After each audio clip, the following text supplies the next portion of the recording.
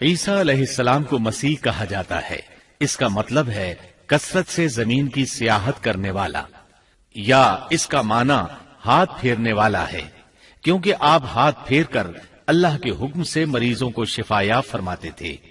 آپ کی پیدائش اللہ تعالیٰ کا ایک بہت عظیم معجزہ ہے۔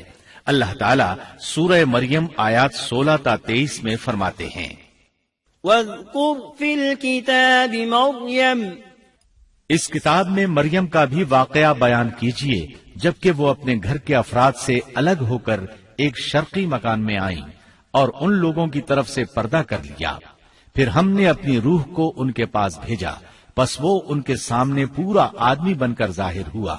یہ کہنے لگی، میں تجھ سے رحمان کی پناہ مانگتی ہوں اگر تو کچھ بھی اللہ سے ڈرنے والا ہے۔ اس نے جواب دیا کہ میں تو اللہ کا بھیجا ہوا قاصد ہوں، تجھے ایک پاکیزہ لڑکا دینے آیا ہوں۔ کہنے لگی، بھلا میرے ہاں بچہ کیسے ہو سکتا ہے؟ مجھے تو کسی انسان کا ہاتھ تک نہیں لگا اور نہ میں بدکار ہوں۔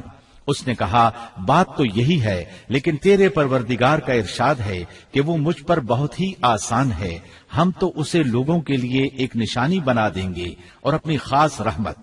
یہ تو ایک طے شدہ بات ہے۔ پس وہ حمل سے ہو گئیں اور اسی وجہ سے وہ یکسو ہو کر ایک دور کی جگہ چلی گئیں۔ پھر درد ذہ اسے ایک کھجور کے تنے کے نیچے لے آیا اور بے ساختہ زبان سے نکل گیا کہ کاش میں اس سے پہلے ہی مر گئی ہوتی اور لوگوں کی یاد سے بھی بھولی بسری ہو جاتی۔ سیدہ مریم بہت عبادت گزار تھی۔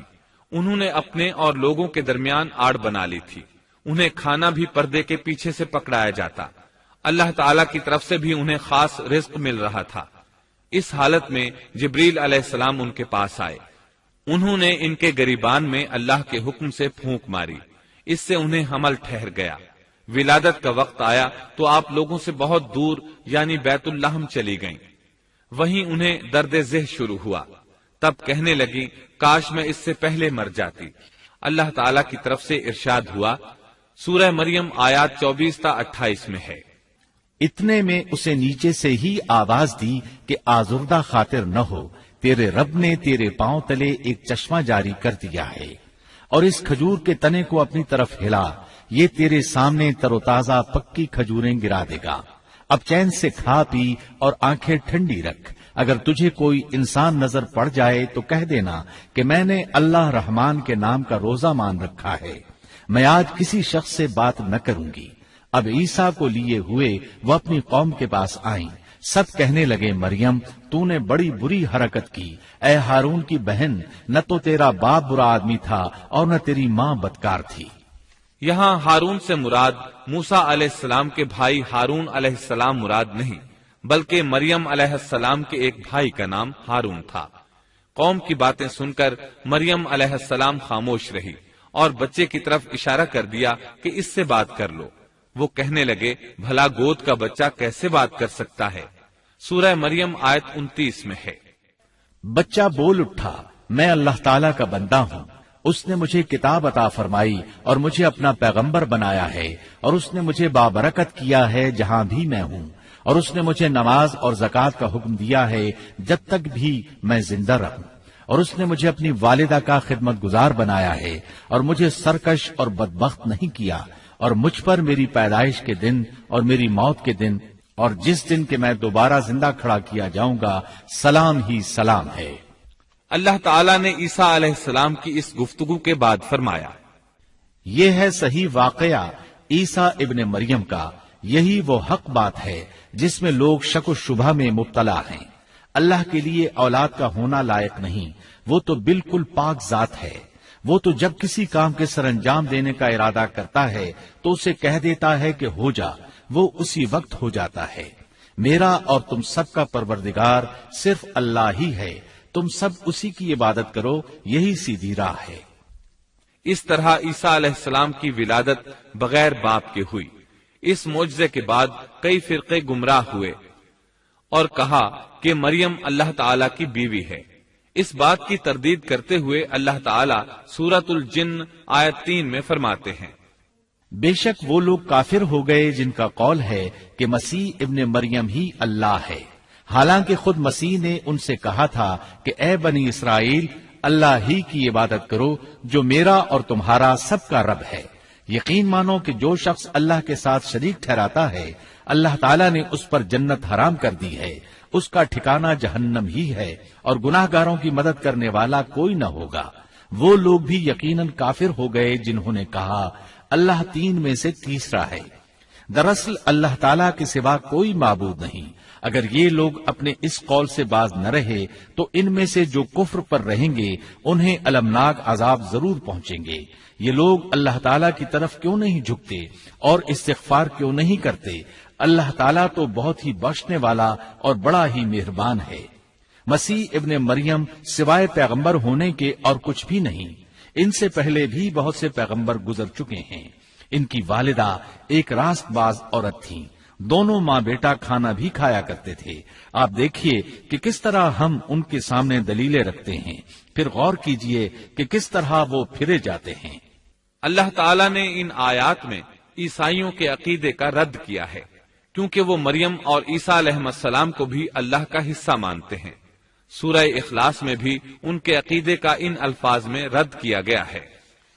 آپ کہہ دیجئے وہ اللہ ایک ہے، اللہ بے نیاز ہے، نہ اس سے کوئی پیدا ہوا اور نہ وہ کسی سے پیدا ہوا، اور نہ کوئی اس کا ہمسر ہے۔ لوگوں نے جب مریم علیہ السلام پر تہمت لگائی، انہیں بدکار کہا، تب اللہ نے فرمایا، سورۃ النساء آیت 156 میں ہے، اور ان کے کفر کے باعث اور مریم پر بہت بڑا بہتان باندھنے کے باعث ہم نے ان پر لعنت کی۔ اسی طرح سورہ آل عمران آیت 59 میں اللہ تعالیٰ فرماتے ہیں، اللہ کے نزدیک عیسیٰ کی مثال ہو بہو آدم کی مثال ہے، جسے مٹی سے پیدا کر کے کہہ دیا کہ ہو جا، پس وہ ہو گیا۔ عیسائیوں کا مریم اور عیسیٰ علیہ السلام کے بارے میں یہ بہت بڑا جھوٹ ہے کہ عیسیٰ علیہ السلام اللہ کے بیٹے اور مریم اللہ کی بیوی ہیں۔ اللہ تعالیٰ سورہ مریم آیت 88 تا 95 میں فرماتے ہیں، ان کا قول تو یہ ہے کہ اللہ رحمان نے بھی اولاد اختیار کی ہے، یقیناً تم بہت بری اور بھاری چیز لائے ہو۔ قریب ہے کہ اس بہتان کی وجہ سے آسمان پھٹ جائیں اور زمین شق ہو جائے اور پہاڑ ریزہ ریزہ ہو جائیں کہ وہ رحمان کی اولاد ثابت کرنے بیٹھیں۔ شان رحمان کے لائق نہیں کہ وہ اولاد رکھے۔ آسمانوں اور زمین میں جو بھی ہیں سب کے سب اللہ کے غلام بن کر ہی آنے والے ہیں۔ ان سب کو اس نے گھیر رکھا ہے اور سب کو پوری طرح گن بھی رکھا ہے۔ یہ سارے کے سارے قیامت کے دن اکیلے اس کے پاس حاضر ہونے والے ہیں۔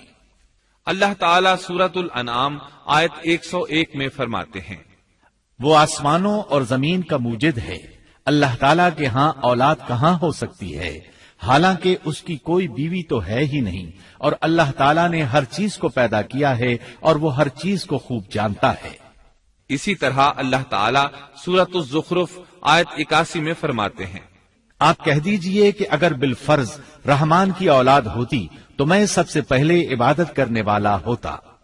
مطلب یہ کہ تم بغیر کسی دلیل کے ایسی بات کہے جا رہے ہو۔ عیسیٰ علیہ السلام پرورش پاتے رہے، آپ کی پرورش بیت اللحم میں ہوئی۔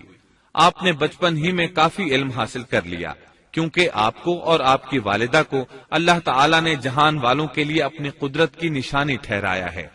اللہ تعالیٰ سورۃ المؤمنون آیت 50 میں فرماتے ہیں، اور ہم نے ابن مریم اور ان کی والدہ کو ایک نشانی بنایا اور ان دونوں کو بلند اور صاف قرار والی اور جاری پانی والی جگہ میں پناہ دی۔ علماء کہتے ہیں کہ مریم علیہ السلام بیت اللحم سے بیت المقدس کی طرف منتقل ہو گئیں۔ بیت المقدس کے پاس ایک اونچی جگہ تھی، اس میں پانی کا چشمہ بھی تھا اور پھل بھی تھے۔ عیسیٰ علیہ السلام بڑے ہو گئے، ان میں علم و حکمت اور اصلاح کی علامات واضح ہو رہی تھیں، لیکن ابھی تک آپ کو نبوت نہیں ملی تھی، یہاں تک کہ آپ کی عمر 30 سال ہو گئی۔ تب اللہ تعالیٰ نے آپ کو انجیل عطا فرمائی۔ اس کے بعد آپ نے اللہ کے رسول کی حیثیت سے دین کی دعوت شروع کی۔ اللہ تعالیٰ سورۃ المائدہ آیت 46 میں فرماتے ہیں، اور ہم نے ان کے پیچھے عیسیٰ ابن مریم کو بھیجا جو اپنے سے پہلے کی کتاب تورات کی تصدیق کرنے والے تھے، اور ہم نے انہیں انجیل عطا فرمائی جس میں نور اور ہدایت تھی، اور وہ اپنے سے پہلے کی کتاب تورات کی تصدیق کرتی تھی اور پرہیزگار لوگوں کے لیے سراسر ہدایت اور نصیحت تھی۔ اکثر مفسرین کا اس پر اتفاق ہے کہ عیسیٰ علیہ السلام کو 30 سال کی عمر میں انجیل عطا کی گئی، ساتھ ہی اللہ تعالیٰ نے انہیں عظیم معجزات عطا فرمائے۔ سورہ آل عمران آیت 48 اور 49 میں اللہ تعالیٰ فرماتے ہیں، اور اللہ اسے لکھنا اور حکمت اور تورات اور انجیل سکھلائے گا، اور وہ بنی اسرائیل کی طرف رسول ہوگا کہ میں تمہارے پاس تمہارے رب کی نشانی لایا ہوں۔ میں تمہارے لیے پرندے کی شکل کی طرح مٹی کا پرندہ بناتا ہوں، پھر اس میں پھونک مارتا ہوں تو وہ اللہ تعالیٰ کے حکم سے پرندہ بن جاتا ہے، اور اللہ کے حکم سے میں مادرزاد اندھے کو اور کوڑھی کو اچھا کر دیتا ہوں، اور مردے کو جلا دیتا ہوں، اور جو کچھ تم کھاؤ اور جو اپنے گھروں میں ذخیرہ کرو میں وہ تمہیں بتا دیتا ہوں۔ اس میں تمہارے لیے بہت بڑی نشانی ہے اگر تم ایماندار ہو۔ اس طرح عیسیٰ علیہ السلام بنی اسرائیل کی طرف مبعوث ہوئے۔ تمام نبی کسی خاص قوم کی طرف مبعوث ہوئے ہیں، جبکہ نبی اکرم صلی اللہ علیہ وسلم تمام انسانوں اور جنوں کے لیے رسول بنا کر بھیجے گئے۔ یہ آپ کی خصوصیات میں سے ایک امتیازی خصوصیت ہے۔ اللہ تعالیٰ نے عیسیٰ ابن مریم علیہ السلام کو عظیم معجزات عطا فرمائے۔ پیدائشی اندھا بینا ہو جاتا، کوڑھی کا کوڑھ دور ہو جاتا، برس والے کے جسم پر ہاتھ پھیر دیتے تو اس کا برس ختم ہو جاتا، مٹی کے پرندے بنا کر پھونک مارتے تو وہ اڑنے لگتے۔ لیکن سب سے بڑا معجزہ اللہ تعالیٰ نے آپ کو یہ عطا فرمایا کہ آپ نے اللہ کے حکم سے مردوں کو زندہ کیا۔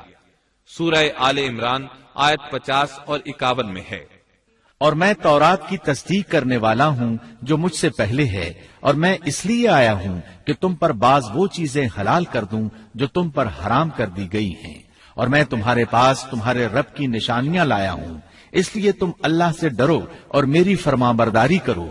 یقین مانو کہ میرا اور تمہارا رب اللہ ہی ہے، تم سب اسی کی عبادت کرو، یہی سیدھی راہ ہے۔ لوگوں نے تمام نشانیاں دیکھی لیکن پھر بھی کفر پر ڈٹے رہے، عیسیٰ علیہ السلام کی تکذیب کرتے رہے۔ اللہ تعالیٰ سورہ آل عمران آیت 52 میں فرماتے ہیں، مگر جب عیسیٰ نے ان کا کفر محسوس کر لیا تو کہنے لگے، اللہ کی راہ میں میری مدد کرنے والا کون ہے؟ حواریوں نے جواب دیا کہ ہم اللہ کی راہ کے مددگار ہیں، ہم اللہ پر ایمان لائے اور آپ گواہ رہیے کہ ہم تابعدار ہیں۔ سورۃ الصف میں اللہ تعالیٰ عیسیٰ علیہ السلام کی زبانی فرماتے ہیں کہ انہوں نے ایمانداروں کو مخاطب کر کے کہا، اے ایمان والو، تم اللہ کے مددگار بن جاؤ، جس طرح مریم کے بیٹے عیسیٰ نے حواریوں سے فرمایا کہ کون ہے جو اللہ کی راہ میں میرا مددگار بنے؟ حواریوں نے کہا، ہم اللہ کی راہ میں مددگار ہیں۔ پس بنی اسرائیل میں سے ایک جماعت تو ایمان لے آئی اور ایک جماعت نے کفر کیا، تو ہم نے مومنوں کی ان کے دشمنوں کے مقابلے میں مدد فرمائی، پس وہ غالب آ گئے۔ اس کے بعد اللہ تعالیٰ نے دین عیسوی کو یہودیوں کے مذہب پر غالب کر دیا۔ جب لوگوں نے کفر کیا اس وقت صرف حواری آپ پر ایمان لائے تھے، ان کی تعداد صرف 12 تھی۔ بعد میں دین عیسوی کو اللہ تعالیٰ نے مکمل طور پر غلبہ عطا فرمایا۔ حواری ایمان ضرور لائے تھے لیکن ان میں کسی قدر تردد تھا۔ اللہ تعالیٰ سورۃ المائدہ آیت 111 تا 115 میں فرماتے ہیں، اور جب میں نے حواریوں کو حکم دیا کہ تم مجھ پر اور میرے رسول پر ایمان لاؤ، انہوں نے کہا، ہم ایمان لائے اور آپ گواہ رہیے کہ ہم پورے فرمانبردار ہیں۔ وہ وقت یاد کے قابل ہے جبکہ حواریوں نے عرض کیا، اے عیسیٰ ابن مریم، کیا آپ کا رب ایسا کر سکتا ہے کہ ہم پر آسمان سے ایک خوان نازل فرما دے؟ آپ نے فرمایا کہ اللہ سے ڈرو اگر تم ایماندار ہو۔ وہ بولے کہ ہم یہ چاہتے ہیں کہ اس میں سے کھائیں اور ہمارے دلوں کو پورا اطمینان ہو جائے اور ہمارا یہ یقین اور بڑھ جائے کہ آپ نے ہم سے سچ بولا ہے اور ہم گواہی دینے والوں میں سے ہو جائیں۔ عیسیٰ ابن مریم نے دعا کی کہ اے اللہ، اے ہمارے پروردگار، ہم پر آسمان سے کھانا نازل فرما کہ وہ ہمارے لیے، یعنی ہم میں جو اول ہیں اور جو بعد ہیں، سب کے لیے ایک خوشی کی بات ہو جائے اور تیری طرف سے ایک نشان ہو جائے، اور تو ہم کو رزق عطا فرما دے اور تو سب عطا کرنے والوں سے اچھا ہے۔ حق تعالی نے ارشاد فرمایا کہ میں وہ کھانا تم لوگوں پر نازل کرنے والا ہوں، پھر جو شخص تم میں سے اس کے بعد کفر کرے گا تو میں اس کو ایسی سزا دوں گا کہ وہ سزا دنیا جہان والوں میں سے کسی کو نہ دوں گا۔ اور یہ اللہ تعالیٰ کی سنت ہے کہ جب منہ مانگا معجزہ آ جائے اور اس کے بعد بھی لوگ کفر کریں تو وہ تمام لوگ ہلاک کر دیے جاتے ہیں۔ آخر کار وہ کھانا اترنے لگا، انہوں نے اس کھانے کو کھایا اور ایمان پر قائم رہے، البتہ ان میں سے ایک نے خیانت کی، اس کا ذکر آگے آئے گا۔ ان مسلسل معجزات کا لوگوں میں چرچا ہونے لگا۔ یہودی عالموں اور بادشاہوں کو اس بات کی فکر ستا رہی تھی کہ لوگ ان کی پیروی چھوڑ کر عیسیٰ ابن مریم علیہ السلام کے پیروکار بن رہے ہیں، گویا ان کی حکومت ڈگمگا رہی تھی، دنیاوی بادشاہت بھی ہاتھ سے نکل رہی تھی اور دینی امور کی قیادت سے بھی ہاتھ دھونے پڑ رہے تھے۔ یہ صورتحال دیکھ کر یہودی عالم یہودی بادشاہ کے پاس گئے، اسے عیسیٰ علیہ السلام کے بارے میں خوف زدہ کرنے لگے، کہنے لگے وہ خود کو یہود کا بادشاہ خیال کرتا ہے اور دعویٰ کر رہا ہے کہ جلد تم سے بادشاہت چھین لے گا۔ بادشاہ کو اپنی حکومت کی پڑ گئی، اس نے حکم دیا اسے سولی پر چڑھا دو۔ اس وقت سزا کا یہی طریقہ تھا، آدمی کو قتل نہیں کرتے تھے، سولی پر لٹکا دیا کرتے تھے، ہاتھوں پیروں میں کیل ٹھونک دیے جاتے تھے، اسی حالت میں لٹکا ہوا وہ ختم ہو جاتا تھا۔ اس طرح یہودیوں نے عیسیٰ علیہ السلام کے قتل کا پروگرام بنایا۔ یہ آپ کے رسول بننے کے 3 سال بعد کی بات ہے۔ انجیل متی کے مطابق یہودیوں نے جس شخص کو عیسیٰ علیہ السلام کے خلاف ابھارا تھا وہ روم کا گورنر تھا، اس کا نام پونتس پیلاطس تھا۔ اس نے اپنے سپاہیوں سے مل کر عیسیٰ علیہ السلام کو گرفتار کرنے کی سازش تیار کی اور عیسیٰ علیہ السلام کے ایک شاگرد یہودا اسکریوتی کو 30 دینار پر جاسوسی کے لیے تیار کر لیا۔ ان دنوں عیسیٰ علیہ السلام مذہبی تہوار فصح منانے بیت المقدس آئے ہوئے تھے۔ یہاں عیسیٰ علیہ السلام نے کھانا کھایا اور اپنے 11 شاگردوں سمیت شہر سے باہر کتسمنی نامی ایک جگہ پر رات گزارنے کے لیے تشریف لے گئے۔ پھر اپنے شاگردوں سے الگ ہو کر اللہ سے یوں دعا کی، اے میرے اللہ، اگر ہو سکے تو یہ پیالہ یعنی موت مجھ سے ٹل جائے۔ اس کے جواب میں تسلی نازل ہوئی۔ علماء کا اس بات پر اتفاق ہے کہ جب یہودی عیسیٰ علیہ السلام کے شاگرد یہودا اسکریوتی کی یہ رہنمائی پر وہاں پہنچے جہاں عیسیٰ علیہ السلام اور ان کے شاگرد تھے، تو ان لوگوں نے عیسیٰ علیہ السلام اور ان کے حواریوں کا محاصرہ کر لیا۔ عین اسی وقت اللہ تعالیٰ نے عیسیٰ علیہ السلام کو آسمان پر اٹھا لیا اور مخبری کرنے والے عیسیٰ علیہ السلام کے شاگرد یہودا پر عیسیٰ علیہ السلام کی مشابہت ڈال دی گئی۔ چنانچہ حکومت کے اہلکاروں، یہودیوں، حتیٰ کہ خود حواریوں نے بھی اسی کو عیسیٰ سمجھ لیا اور اسی کو لے جا کر پھانسی پر چڑھا دیا، جیسا کہ سورۃ النساء میں اللہ تعالیٰ فرماتے ہیں، اور اس وجہ سے بھی ہم نے ان پر لعنت کی کہ انہوں نے کہا کہ ہم نے مسیح ابن مریم جو کہ اللہ کا رسول ہے اسے قتل کیا ہے، حالانکہ نہ انہوں نے اسے قتل کیا اور نہ سولی دیا، لیکن ان کو شبہ پڑ گیا، اور جو لوگ اس میں اختلاف کر رہے ہیں وہ خود شک میں ہیں، انہیں حقیقت حال کا کچھ علم نہیں، محض ظن کے پیچھے لگے ہوئے ہیں۔ اور یہ یقینی بات ہے کہ انہوں نے عیسیٰ ابن مریم کو قتل نہیں کیا تھا، بلکہ اللہ نے اسے اپنی طرف اٹھا لیا تھا، اور اللہ بہت زور آور اور حکمت والا ہے۔ عیسائی اور یہودی اس بات پر متفق تھے کہ عیسیٰ علیہ السلام کو سولی چڑھا دیا گیا ہے، لیکن ان میں تھوڑا سا اختلاف تھا۔ یہودی کہتے تھے کہ وہ قتل ہو گئے ہیں، جبکہ عیسائی کہتے تھے کہ وہ 3 دن تک مردہ رہنے کے بعد زندہ ہوئے اور آسمان پر چلے گئے۔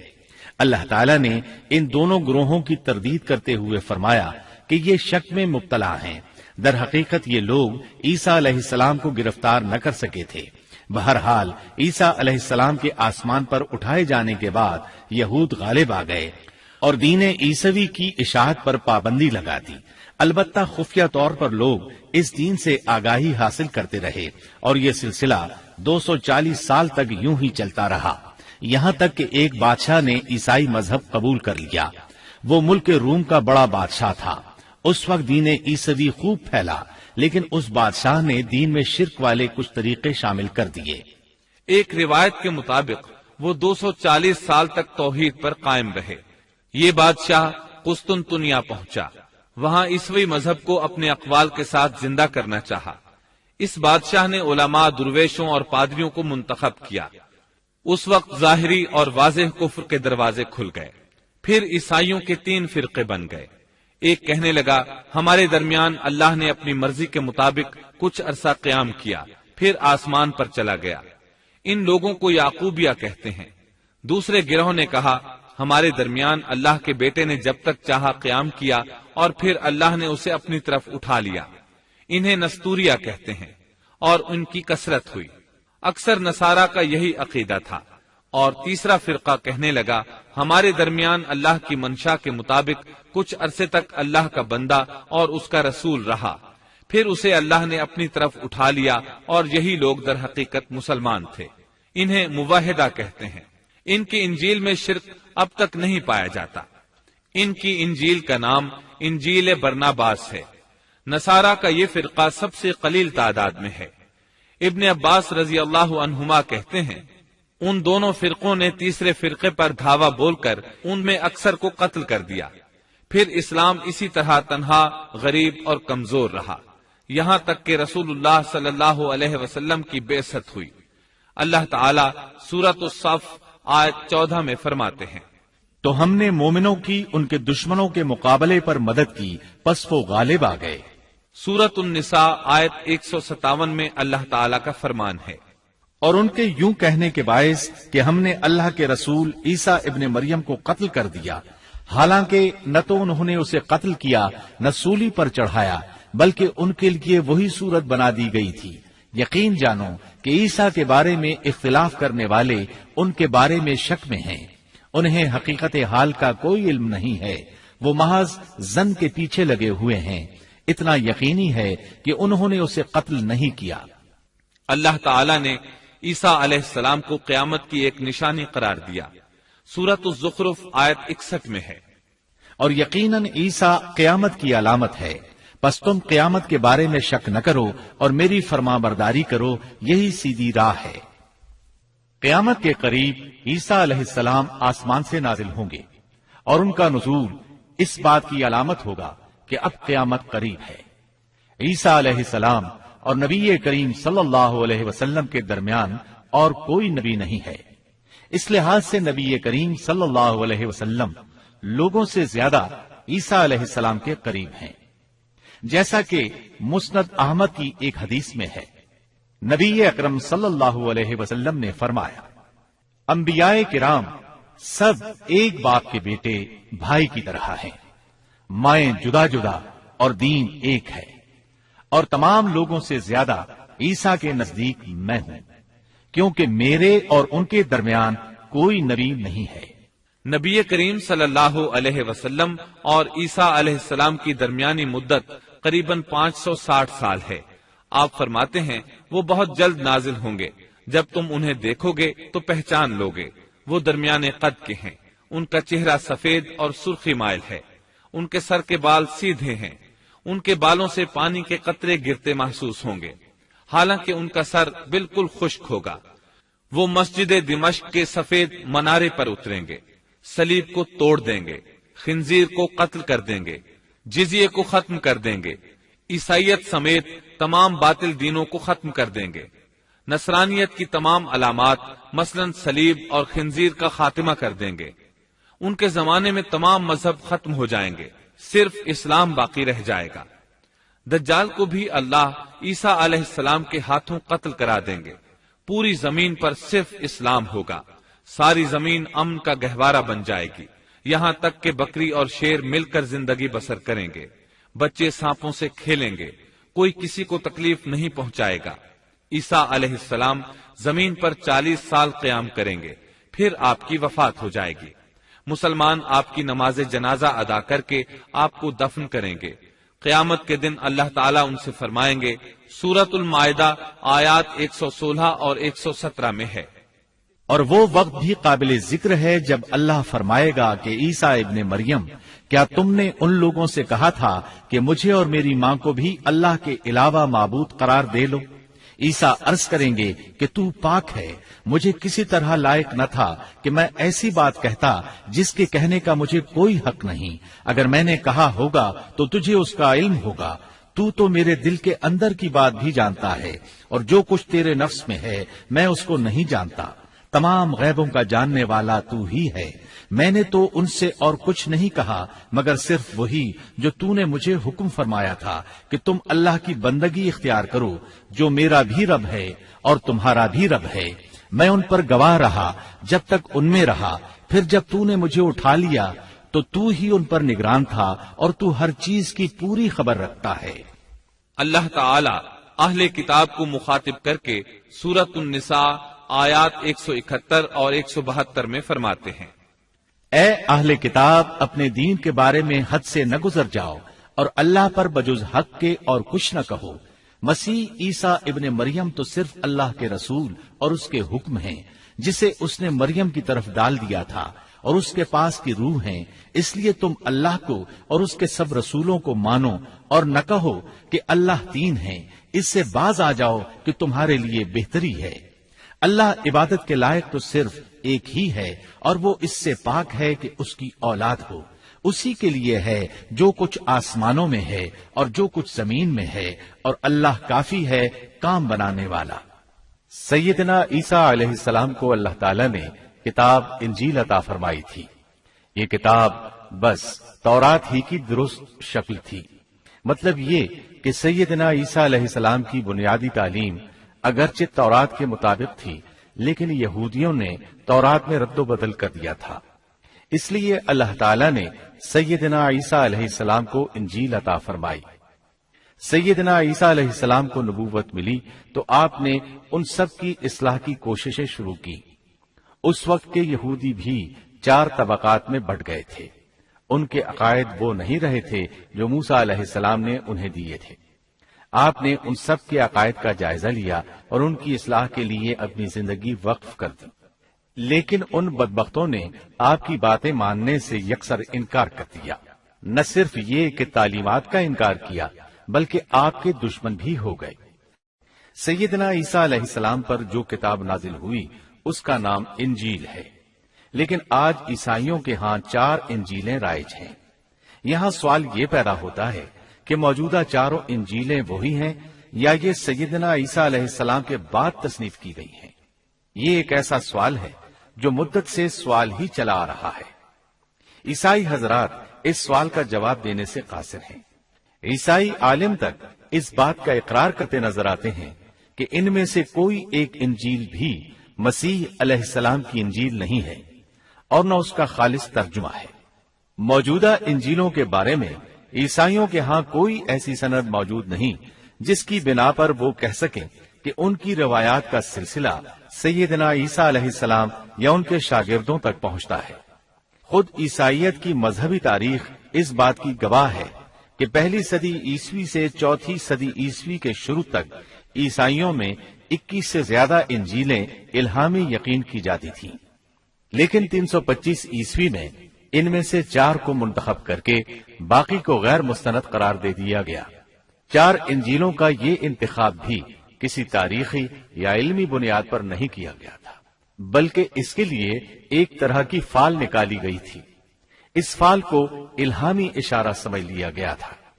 इन 4 इंजीलों में मत्ता की इंजील सबसे कदीम गिनी जाती है। इसके बावजूद ईसाइयों के पुराने आलिम ये बात तस्लीम करते हैं कि ये इंजील मत्ता असली नहीं बल्कि उसका तर्जुमा है, इसलिए कि असल किताब अबरानी जुबान में थी जो अब नापैद और जाया हो गई है। और मौजूदा तर्जुमे के बारे में कतई तौर पर यह नहीं कहा जा सकता कि ये असल जुबान का तर्जुमा है, जबकि मुतर्जिम का नाम तक मालूम नहीं और न ये पता है कि तर्जुमा हुआ के जमाने में था। दूसरी इंजील मरकुस की इंजील है। इसके बारे में मशहूर ईसाई आलिम पतरस गोमाग अपनी किताब में मरकुस के सवाने हयात पर लिखता है कि ये नस्लन यहूदी था और ईसा अलैहिस्सलाम के हवारी पतरस का शागिर्द था। जब रूमियों ने ईसाइयत इख्तियार कर ली तो उसने उनके मुतालबे पर ये इंजील तसनीफ की। वो सन 68 ईस्वी में सिकंदरिया के कैदखाने में बुत परस्तों के हाथों कत्ल हुआ। तीसरी इंजील लूका की इंजील है। ईसाई आलिमों में मत्ता की इंजील के बारे में जितने इख्तिलाफात हैं उनसे ज्यादा लूकाई इंजील में मौजूद हैं।